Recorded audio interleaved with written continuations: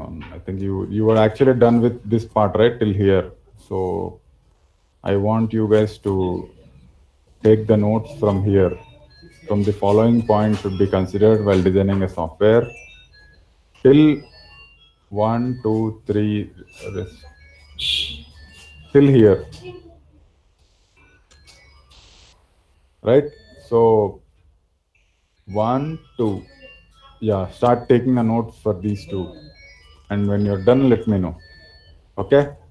Yeah.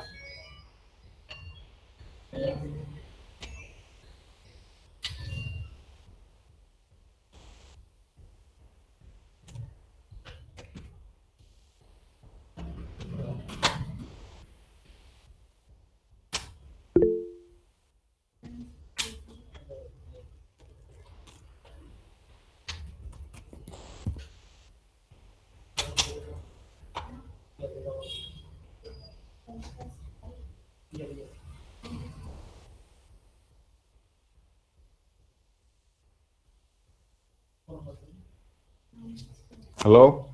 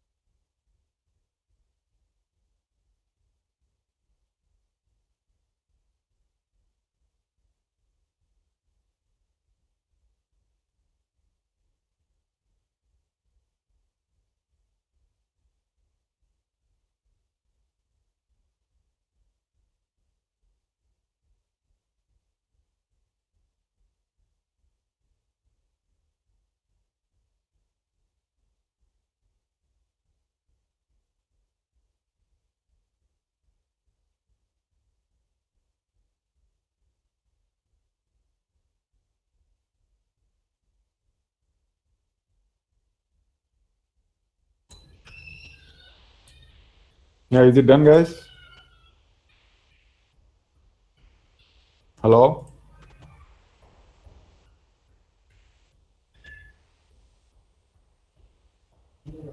Is everybody done this till this part or you need more time?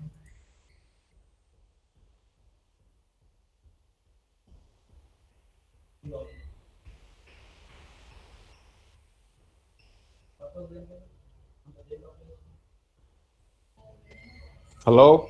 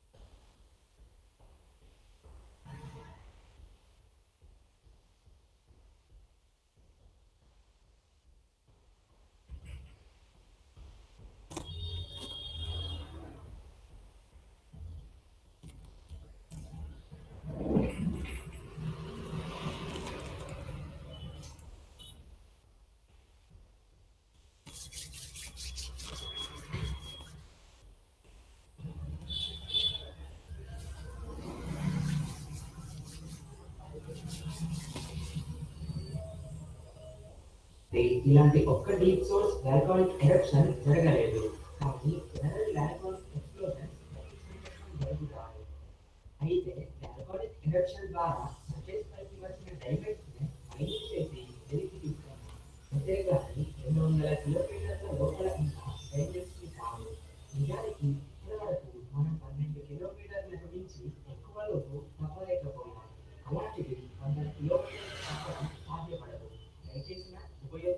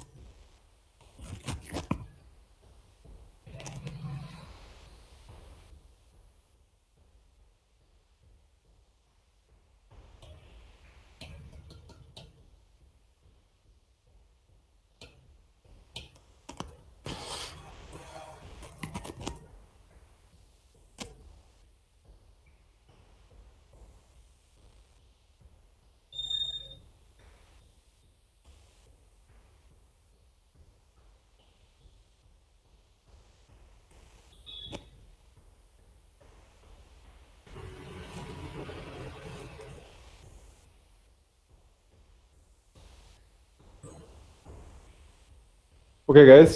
So actually wanted to stop it off for now. You can take the rest of these things for tomorrow. I will also give these notes tomorrow.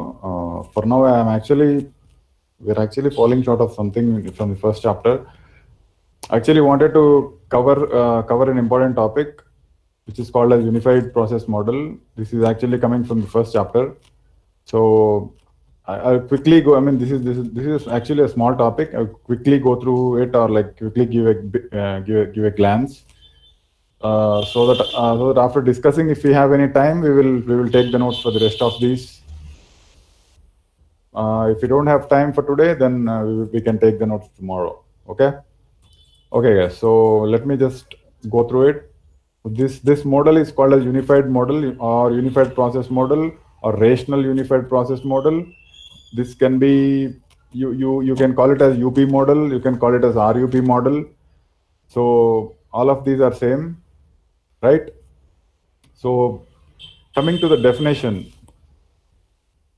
So what is unified process? Unified process is based on enlargement and refinement of system through multiple iterations.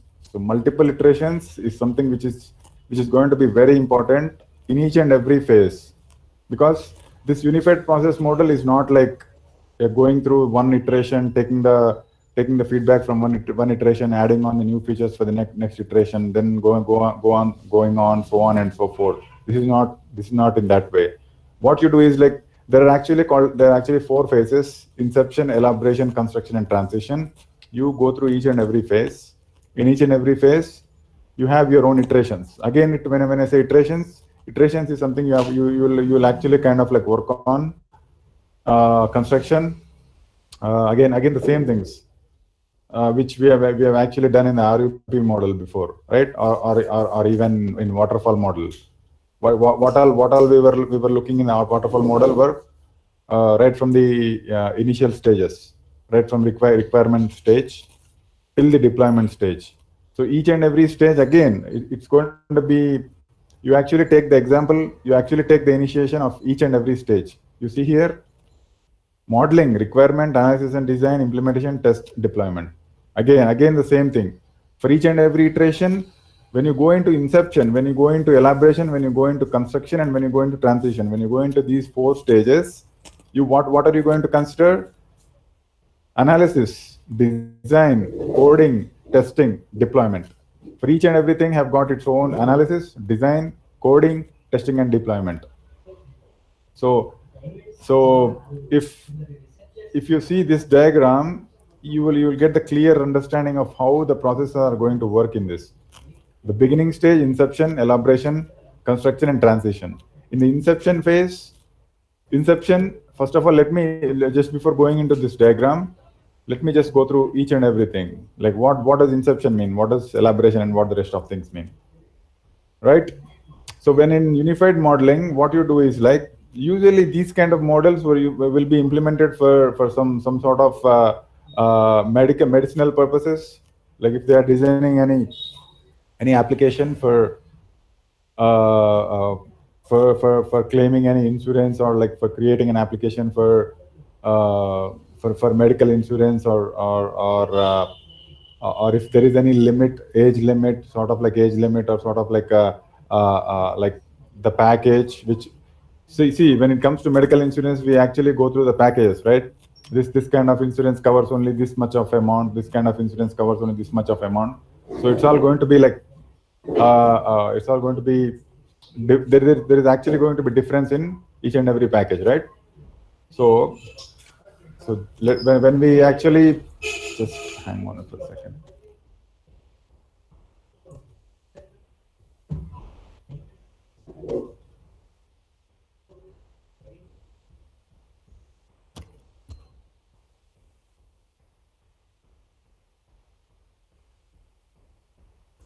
Yeah. When we actually go into each and everything, this is when we understand, like, the first step you see here is the inception. So what is inception?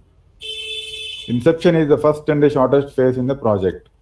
So inception, it is used to prepare basis for the project, including preparations of business care, establishing project scope, and setting boundaries, outlining key requirements and possible architecture solutions. So what you do in the inception is, if you are the client, you actually interact with the business manager. When you're doing that, you will make sure that what all the requirements you give are clear to the stakeholders.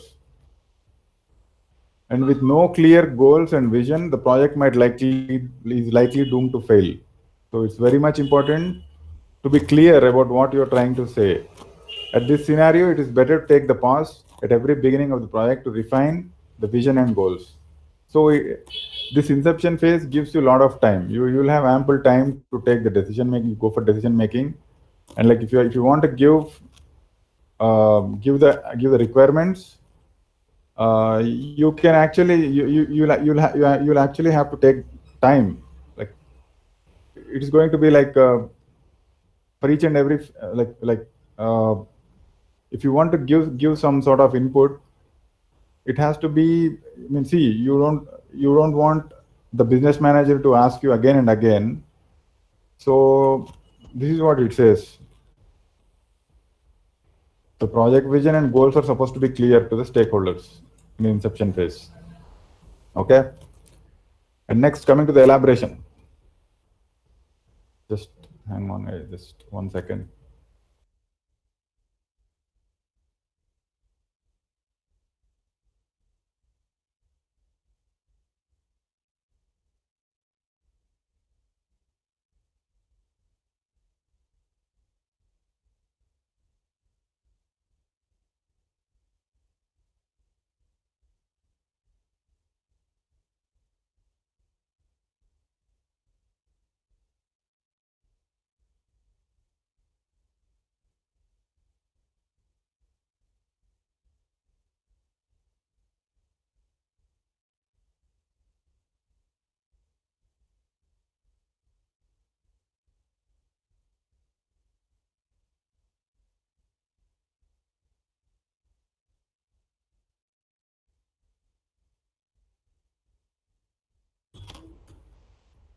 Yeah.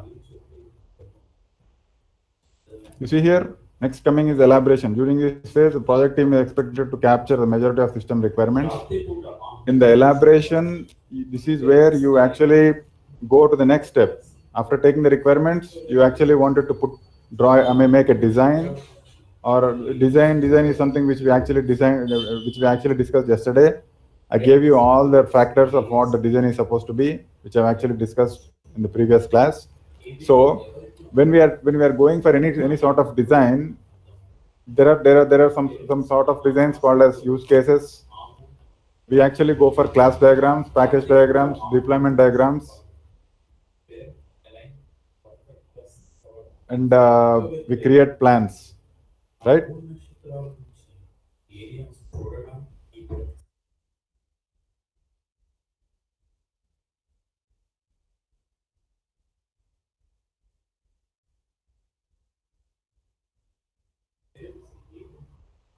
Okay. So what are you using? The class diagrams. When you say class diagrams, what are you using? Objects as well as entities. So basically, there might be many objects, but limited number of entities. Entities, you're not going to use more. Objects, there is actually limit for each and every entity, but objects, no, there is no limit. And also functionalities. So for class diagrams, there are objects, entities, and functionalities. Package diagrams. I mean, this is actually a difference. I mean, this is, you actually take you call the packages, and like, this is actually related to programming, because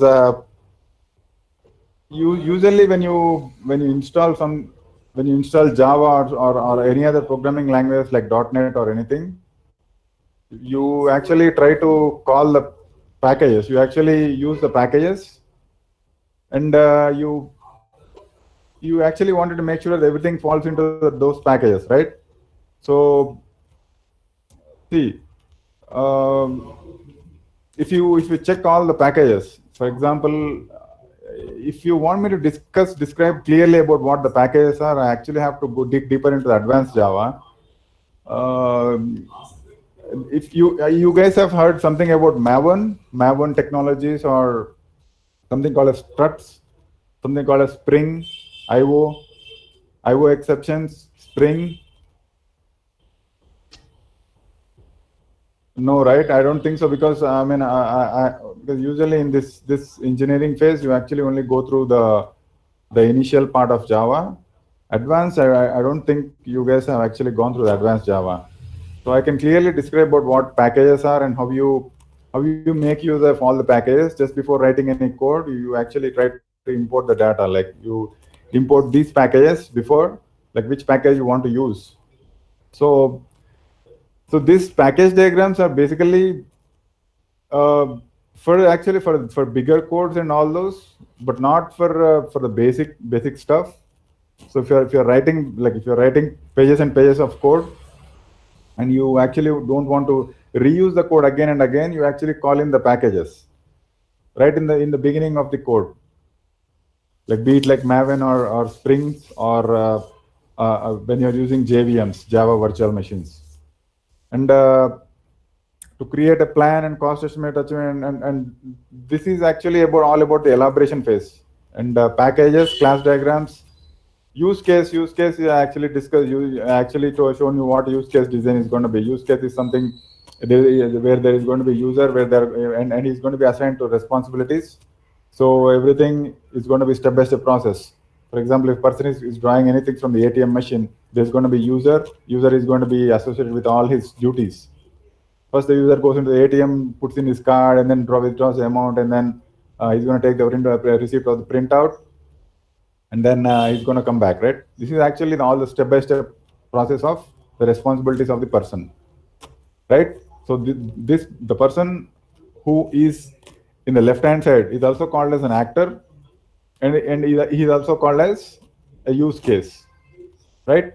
So you actually kind of like make all these designs, like use cases, package diagrams, class diagrams, and deployment diagrams, just before just after you get into the elaboration stage, just before you are being approved from the inception phase, you go into the elaboration, and then comes the construction. Construction is wherein you actually write the actual code, you actually make the design. I mean, you actually go to, you actually take the algorithms, and then you try to make, you try to develop the code for what, I mean, for what you are actually looking forward. You see here, design is finalized and refined and is built using the basis created using elaboration phase. So this is the reference for the construction. Construction is reference for the transition. This is how you take it. The construction phase is divided into multiple iterations.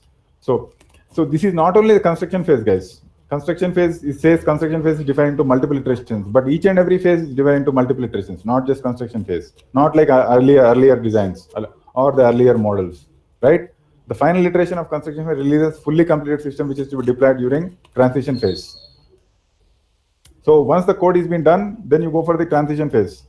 So what does the transition phase do? See, it not unlike the other models wherein you actually go for the deployment. Deployment is going to be the last stage. So you are going to call in the client, you are going to execute the code or whatever, and then you are going to say if you are satisfied or not. You are going to ask him if he feels like everything is good and comfortable, then you want to submit your whole data. But this is not how it is. So what this transition does is like it's going to take all the data from the construction. Once the code has been created, there's going to be something called as end users. You're going to call the end user. The end user can also be the client or the practitioner, which I discussed further before. What he's going to do is like he's going to take in all the data, and then there is something called as legacy systems. Legacy systems is, I mean, this is actually you actually have to get a clear understanding of what legacy systems are. But this transition phase is going to look into all the code or like all the final data. Like it's going to take all the data from inception, construction, elaboration, and then it's going to look into how the end product is being molded. Like if they feel like they are using the same kind of like traditional stuff, if they're using same kind of like like what I can say vintage systems, then it's going to let you know like there is some sort of like upgradation of technology at this point of time. Legacy systems is, I mean, it's not that complicated thing. Like to explain, legacy systems are like, for example, if I am running an organization and if I have employed like a couple of accountants to work for myself, I'll actually call them to make a data book and like make an entry of make an entry of all the ledgers and journals and like all the transactions, what all the transactions are being done on a day-to-day basis. And then I will see like what kind of products I'm selling and like how much profits I'm getting. Like even the profit and loss accounts or like balance sheets, everything goes into all those ledgers and journal accounts, right? So actually call in and then ask my accountant to make a data book of each and every transaction. What is he going to do? He's going to take like excuse me, and I don't want him to manually do it. If he does manually, then there is no point in asking him to do it, right? I can even do it manually by myself. So if he does it manually and then you are trying to use the MS Excel and then taking each and every data, storing in, typing in and all those things, I don't want him to do that. I'm actually fed up with it. Then what am I going to do? I actually want him to purchase a website. Because I actually want to get technologically advanced. And I don't want that guy to use all the legacy systems, all the basic things. Excel is very basic. I don't want that to be happening.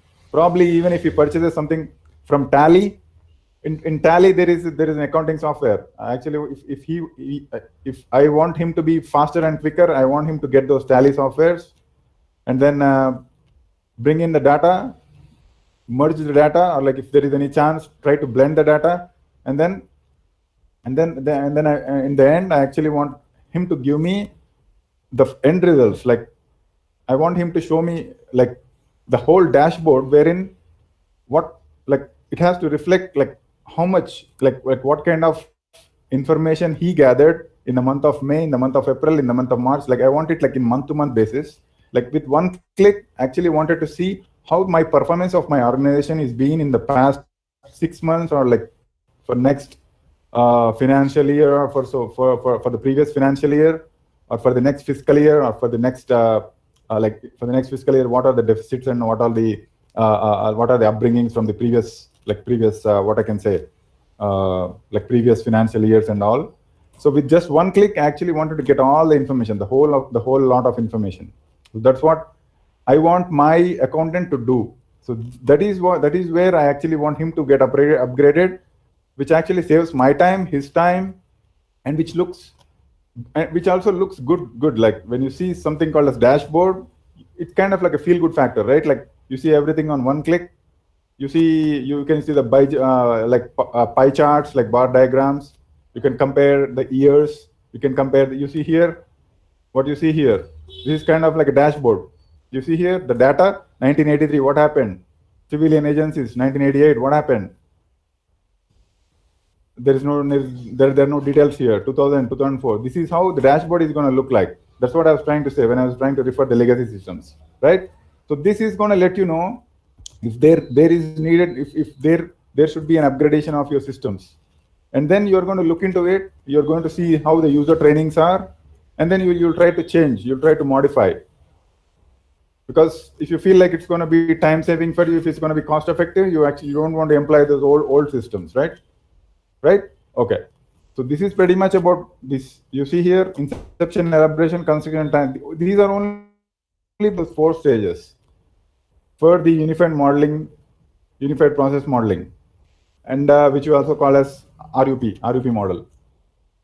And again, in each and every phase, there are iterations. So each and every phase goes through these iterations: business modeling, requirement, analysis and design, implementation, test, and deployment. For each and every phase. And don't get confused with all these. Like you can ask me, like you are actually referring to inception, elaboration, construction, and transition, but even these looks like same, right? Business modeling, requirement gathering, analysis and design, implementation, and testing and deployment. But it's not identical. What I can say is not identical, because for each and everything, you see here in inception, you go to business modeling, you go through requirements, you go to analysis and design, implementation. Each and every phase, you go through these. For inception, you don't need any analysis and design. Inception is something which is straight communication to the client. You actually ask the client what you want, you jot on the requirements, so you don't do any analysis and design here, right? For inception, you see here, there's a blank space. Implementation, blank space, no implementation. Testing, deployment, nothing. And comes to elaboration is where you do the designing part. Analysis designing is given there. Implementation, yes, you're doing some sort of implementation. And then testing, little bit testing. You might see whether that design is going to work for you or not. Deployment, yes, you can do if you're in direct contact with the client. Business modeling, definitely you have to do the modeling just before going for design. Next, coming to the construction. Construction, I've got everything. Business modeling, because you construct the whole code, right? Right from starting to the end. If you are a programmer, you refer to all the algorithms and you try to write the code, right? You see here, you do the business modeling, you actually you use the requirements, right? Requirements are very much part of your need, because when you're writing a code, you actually have to go look into the requirements. And the analysis and design, definitely have to do some analysis and design as well. And that's what it says. And implementation, and you actually see little lines. Analysis and design is actually little needed here. You see here the broad image, the broad structure here. Analysis and design is needed more in the elaboration phase. Construction, little here. Probably when you're coming to the fag end of the project, you need little, and your analysis and design is going to become marginal. So by the end of C4, there's nothing. When you're moving into transition phase, there's almost nothing, right? Requirements, you take requirements, you need requirements, and again it gets minimized to it gets minimized marginally here as well. And then implementation, inception, elaboration, construction. And inception, you don't want any implementation. Testing, you're not doing anything. And testing, where you are doing testing, coming into transition. Transition, you're testing. You have to do testing in construction when you're working more in a modular phases. When you're working in iterations, you do in each and every phase, right? Construction, you do testing. Deployment, you do testing as well, right? Inception, you don't need any deployment. Elaboration, little bit. Probably if client asks for some more details, or like for some more, if client gives you more information, probably you need them, right? And then construction, a little bit of deployment. Like maybe you might ask your superiors if each and every time, if you are trying to make the changes. That's what when I refer to legacy systems. If the client don't want you to go to the same old sort of like old school style stuff. You don't want, I mean, you actually want to make the changes right away, okay? And then transition, that's going to be the final stage. This is going to be the final interaction with the client after you're done with the transition. So you actually work in phases wise, but you are not missing this again, the same things: business modeling, requirement analysis and design, implementation, test and deployment, right? So just hang on for a second, guys.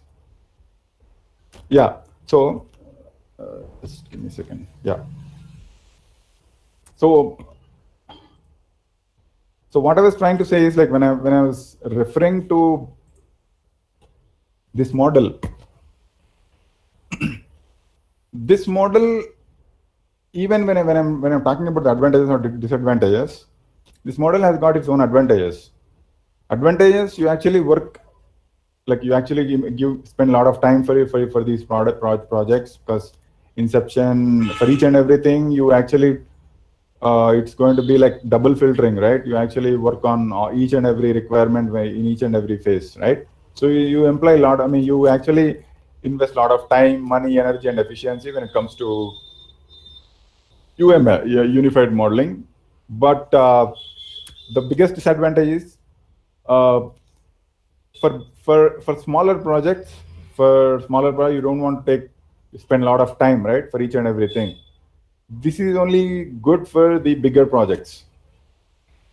Something like a project which needs huge chunk of data, wherein you can extract the data from cloud, even if you're doing any data blending. If you are extracting data from the cloud, then you need these kind of models. That's what I was trying to say. But yeah, I mean, unified model process is actually less, I mean, it's been less implemented in current day scenario, because people are actually more and more interested in what you call the Scrum model. They're actually going through those the sprints. They're actually going for the iterative process models. But this is kind of like something which is actually being less implemented these days, because if it's more needed for the larger projects, then they'll try and utilize these, but not in regular basis. Okay, guys. So what I'm going to do is I'm going to stop for today's session.